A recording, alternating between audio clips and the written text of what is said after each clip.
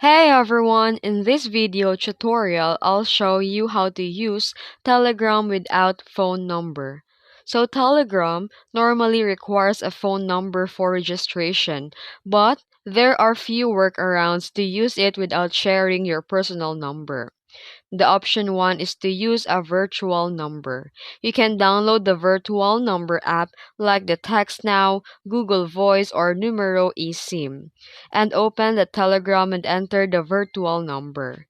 Receive the SMS or OTP code in the app and enter the code in Telegram to create your account.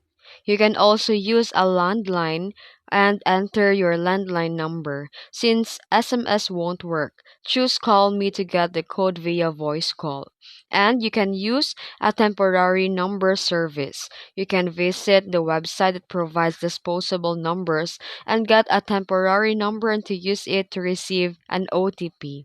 And best practice is you can use a virtual number app for privacy and security. And that's it. If you found this video helpful, don't forget to like and subscribe for more tutorials. Thanks for watching.